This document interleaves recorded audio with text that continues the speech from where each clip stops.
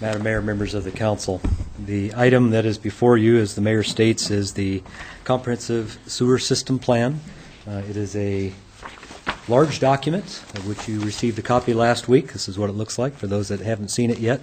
A lot of information in this, and the Comprehensive Sewer System Plan is a process that we have been going through for, well, since the fall of 2009, where we have been looking at our sanitary sewer collection system and what its current conditions are, what it needs in terms of upgrades and improvements, what types of things will be necessary to do to the system in the years to come with growth as it may occur throughout the city. So to help us in that process, we solicited assistance from consultants, and we hired the firm of Keller & Associates out of Meridian, Idaho. And there are two representatives of Keller here this evening, James Bledsoe and Kai Krusel. And they are going to be giving us a presentation on the basic elements within the plan, trying to give you an overview of what's in the document and what their work has shown in terms of the needs of our sewer collection system. I do want to mention just before they start that we are entering into a public comment process and started today officially. It's been advertised twice so far. Will be advertised a couple more times, but we're opening a process for public comment on the draft document. That comment process will close on September 2nd, so we're running about 3 weeks. That will allow folks hopefully an opportunity to take a look at the plan and then provide us input if they have any they would like to share on this draft version of this comprehensive plan. The document is available online on our city website. It is also they're available in hard copy if folks would like to take a look at it in that form. We do not have plenty of them to distribute, but we have a copy in the Public Works office in the Mann Building, also a copy available in the Water Department's office at A and Main Street. So if folks would like to come down and take a look at a hard copy version, sometimes that's a little easier, and they're welcome to do that as well. So with that, I will turn it over to James Bledsoe, and he will walk you through what the study has to say.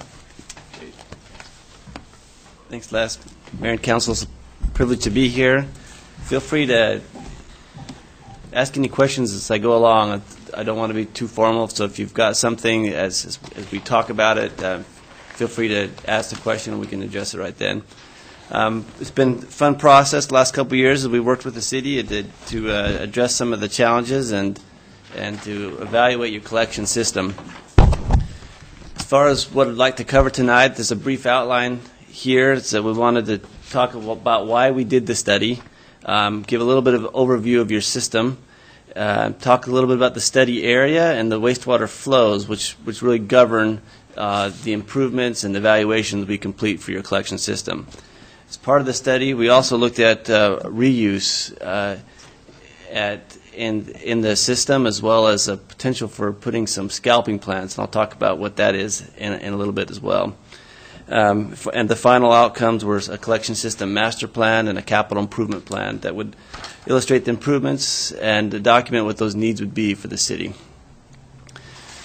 The previous planning efforts on the collection system were about 15 years old at the time we undertook this effort, and the previous collection system water or wastewater model was about 10 years old. So there was a need to update those documents and computer model, which is something we've done as part of this effort.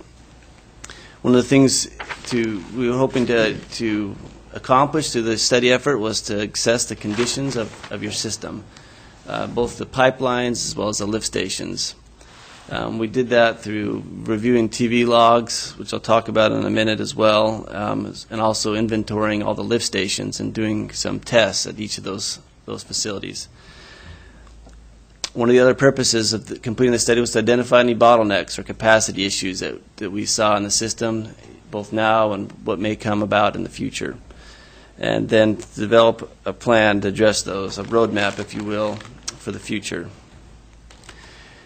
The City of Moscow has a collection system that's comprised of a little over 80 miles of gravity pipelines. You've got also over 1,800 manholes, 13 diversions, and that's basically a location where you can control flow, or sometimes it's an elevated relief. So if the flow gets too high in a manhole, it might automatically flow over to a different pipeline.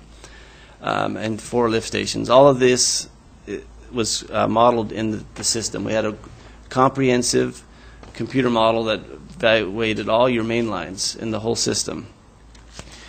As part of this update, we also linked these manholes to your GIS and your pipelines and updated that database for the city. So you have not only an updated model, but also an updated GIS for the city system.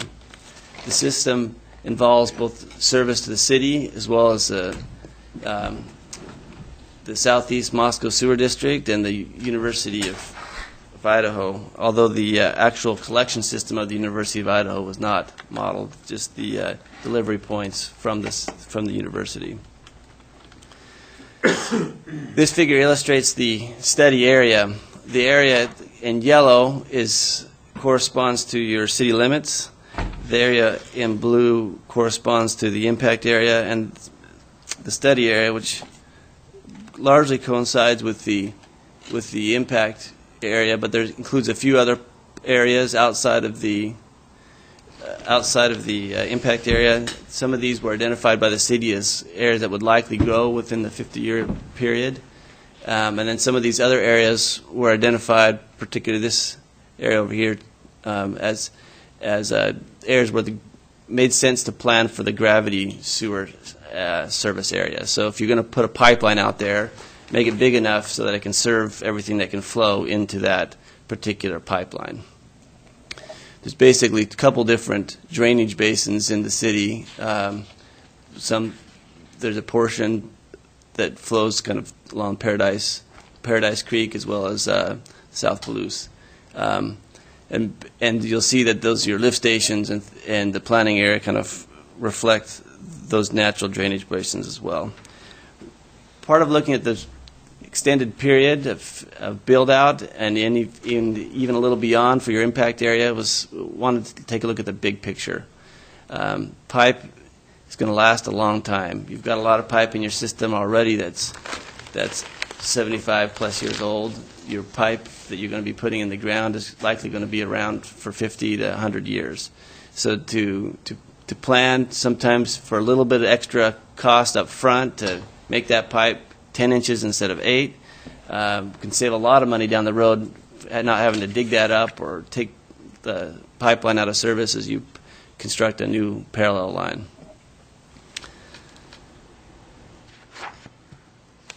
The next item here is the wastewater flow projections. Currently, your peak day flows into your treatment plant are about 2 MGD. On a typical maximum day, so one day a year, you can expect to see flows as high as 6 million gallons in a day, and a peak hour of close to 9 million gallons per day. That's the increase from 2 to 6. That represents a threefold increase. That largely results from infiltration and inflow, and I'll show that on the next slide. This particular table illustrates how we project the average day flows and max day flows may increase over the planning period. As we projected these increases, we assume that the infiltration and inflow would be a little bit less than it currently is on some of your new growth. Newer pipe usually is better constructed and not likely have some of the issues which will show that your current system has.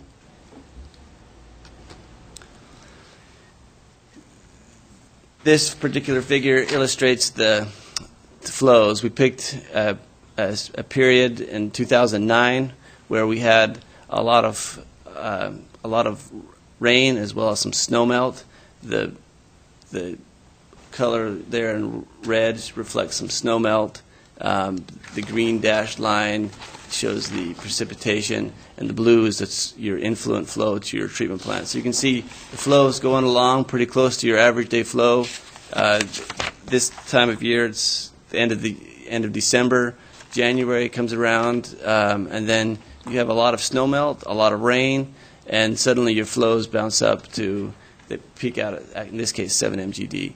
It's one of the higher flows we've seen in the records for the last 10 years that we looked at. And then after the snow melt, you'll see that the flows kind of get back down again to 2 being gallons per day again.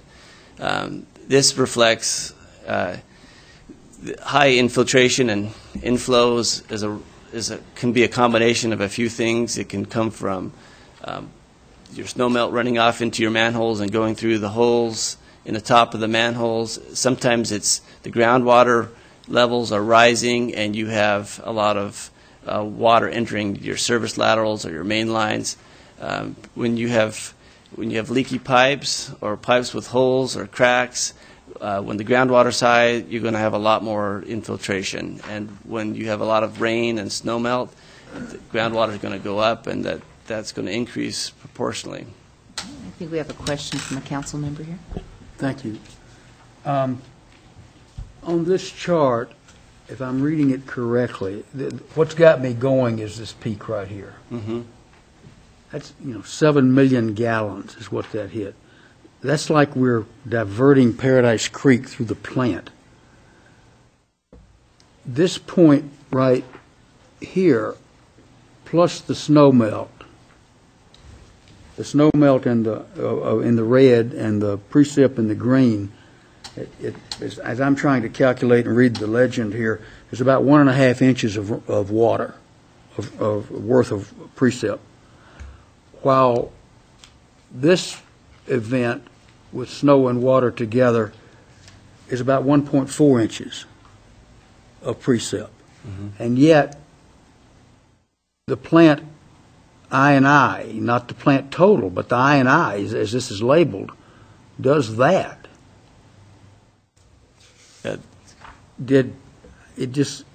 Everywhere else you've got a rise. When you have rainfall or snow melt, you get a rise in the plant. So we do have I&I. We know that. They all occur. This particular one doesn't seems disproportional. By multitude of times. Sure. And it's like there was a broken meter. It was like a misreading. It's like something rose to the point that the creek diverted in there or something. Yeah, well, the flows there are actually 2 days back to back that were close to that. The case. And the flows did occur. And I should point out, there's a lot of things that, other factors that play into things. For one, you'll see this particular event was preceded by several other days of precipitation and snow melt. And so sometimes it's that accumulation effect that actually results in higher inflows. And we saw that in some of the flow data that we gathered for in the collection system. Sometimes it would be over a period of months of steady rain that the flows would continually increase over time. And so sometimes that's one factor that could explain part of that, but the rate of snow melt is another thing. We don't have that defined if it occurs over a few hours instead of over the full day, or if that precipitation comes all at once. There's a lot of things that weigh into that. We do believe that the flow data is correct, and it's also there's some history prior to even the 10-year where there were flows in that magnitude. So we have seen that level of, and this is I&I. This is not plant flow. This is the I&I. This is I&I. Yeah, and you have effluent flow meters that would validate this coming out of the plant. And should point out, that one of the things we did as part of the calibration effort is we compared the model results to what we were seeing in the field. And that gives us some assurance that, hey, this is pretty reasonable. And one of the checks we did at the end was we ran this 6 to 7 MGD flow and said, what did it do? And we found that it actually came out of the manholes at 1 or 2 spots. And that's something that when we were talking to the operations staff, they confirmed the location where that had occurred. So it gives us some reasonable confidence that yes, in fact, it did occur, and yes, it was substantial. One last question, and I see Dennis got his hand up. Can the plant treat wastewater when it's that much I&I going into the plant? Wes? The plant can treat water at that volume. The hydraulic capacity of the plant's about 10 million gallons a day as far as the flow rate. But what happens when you exceed about 4 to 5 million is the processes start to be affected. So treatment still occurs, but it doesn't necessarily occur at the same level or the same quality that it would normally occur in a typical operating day at, say, 2 million gallons a day. So yes, there is still treatment that occurs, but it starts to decline in capability as you continue to increase that hydraulic load. Should point out on that note, my understanding is that hydraulic capacity of 10 MGD, you'll notice on the peak hour, there's going to be some attenuation in the plant, but for example, your screens, if they're sized for 10 MGD, then you're getting pretty close to that capacity now on those peak hours. So there's some incentive on the treatment side as well as the collection side to try to reduce some of those I&I. I think Dan has a question for you, too. Yeah, and maybe this is for Les as well. That kind of played into my question is, as a layman, I think of all this infiltration of fresh water, rainwater, would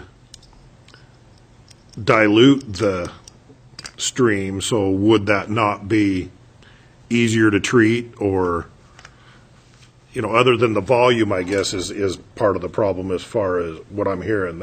That's what's causing the problems as far as the actual treatment process. But it seems like you're treating a less potent mixture, I guess. Well, you're correct in that there is a dilution that occurs. Obviously, the sanitary waste stream remains fairly constant, but you have this influx of precipitation, rainwater runoff. So it does tend to dilute those pollutants that are in the waste stream that goes to the treatment plant. But when you get into the plant, keep in mind it's a very complex system, and so it depends on which aspect you're talking about. Rainwater brings the temperature down, so then temperature is much easier to deal with. Okay? But rainwater also tends to bring in more suspended solids, things that are being washed off the roadway, for instance, or erosion that may occur that gets into the system. So those numbers can go up. So it just depends on which particular pollutant, what treatment component within the plant you're talking about. So, yeah, in some ways it helps because of dilution. In other ways it doesn't help. Okay. Sue, you had your hand up, too, a minute ago. Oh, I just realized that it probably isn't relevant anymore, but I was wondering if we didn't have this system in January, we didn't have this treatment plant in January of 1990, and I was just wondering if anybody knew at all what the flow rate was when we had it coming out of manholes streaming up. And I realized we probably didn't have any way to measure it. We don't want to know. We actually can give you the measurements. We Yeah, can't give you a level of treatment. Right. We did have No, I didn't want the plan in level of treatment, place. but just how many million gallons? Do we have any idea? I don't know offhand, no. But that's we would have it in our records, though. Okay. Okay, Walter, you had another one on this? Just to follow up with Dan's question about dilution, is a mechanical plant like a lagoon system where you need a certain, in my understanding, in a lagoon system, you need a certain quantity of concentrated Bugs. Product. I like that better, for it to work. And if you dilute it too much, all you're doing is just holding ponds of water and it goes on right through. The mechanical plant's not quite that sensitive to I&I dilution, or is it? It's usually more so. More so? More than a lagoon. Yeah. Right. And keep in mind, we have a biological plant, biological nutrient removal BNR process. So it is dependent upon the microorganisms that are within the operational systems, in the ditch, as we call it. And as you flush a lot of water through there, you can start to lose some of those microorganisms. You start washing the bugs out. And if that happens too long, then the treatment capability within each of those various cells starts to decline. So that's why it's a critical issue for us, and will become a great import in the years to come that we deal with this type of spiking in our system. Great. Okay. And we've heard a reference to a few abbreviations, so I'll just ask everybody to speak in words. as much as possible. Thank you. Infiltration and inflow, for example. Infiltration inflow instead of I&I, MGD, a million gallons per day. What about the condition of your collection system? You know, we reviewed a number of TV logs. We reviewed the GIS data to determine the pipe material types and tried to summarize some of that. You find here this particular figure, this cyan color, which is most of the original city, it represents the clay pipe, this older pipe, and a lot of that is 6-inch in diameter, and some of the yellow pipe and the red pipe represent some concrete and asbestos cement pipes. These pipes, you don't see those put in very often anymore, and there's a reason why the industry has moved towards plastic, and these pipes are ones that have a lot of problems with infiltration inflow. They tend to have a lot of problems with structural failures, with roots getting in cracks. There's just a lot of problems with these particular pipes. The reason I illustrate these figures is to stress that half of your system falls in this category, and these are candidates for pipeline rehabilitation replacement. A lot of these lines have already exceeded their design life, and you're operating at a time where there's a lot of problems with these particular lines. As I mentioned also, there's a lot of undersized lines. Your 6-inch lines, I mean, for the most part, they carry the capacity and they work all right. The industry has moved towards an 8-inch minimum size, and probably a couple of decades ago, and so as you look at replacing some of these lines, you may consider technologies and approaches that would allow those lines to get upsized to the current standards of 8 inches. Here are a few snapshots we took of your collection system. The city provided us TV logs for about 16 hours worth that we reviewed. 75% of those logs were just random. These are a snapshot of our system. These photos come from that type of group and are representative of some of the conditions that you'll see in some of your pipelines. Top right is what is that mess of stuff? Those are roots, so they're growing into the pipe. That causes problems because that's where you'll have buildup of fats, oils, and greases and they present a risk of sanitary sewer overflows. So they'll clog up your pipe, and then you've lost capacity in your line. These other figures illustrate some sections where we saw big pieces of missing pipe, and so you know if this pipe is 8 inches in diameter, then you have a hole 6 inches wide and maybe a foot or two long. Those present sources of infiltration and inflow, but they also present risks to the city as well. Often the ground in that area will collapse. Sometimes you'll hear about cars disappearing into big holes, and it's because the ground and the water around that has gradually kind of gotten into the pipe, and pretty soon you have a big void in your system. So typically, broken sections of pipe are given high priority for rehabilitation. At the very minimum, a spot repair, and then often these are located on lines with other problems, and the whole section of pipeline should be considered for replacement. As we looked at your system and the age and the condition, we've estimated a recommended budget of about $700,000 a year towards rehabilitation and replacement. I believe right now you probably are budgeting around $200,000. I'm not sure the details, but it's somewhere in that range. You can see that there's quite a bit of deficit between where we recommend and where the city currently stands. As I look at your system, this is probably the single greatest need, is to get ahead of the curve for your pipeline replacement, to keep that value in your assets by keeping it up.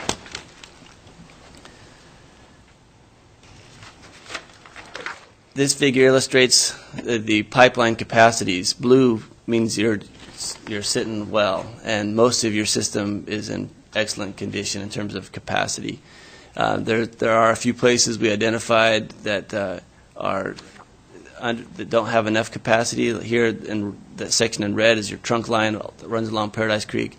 It's in this vicinity that we saw some of the flooding that we were referring to earlier.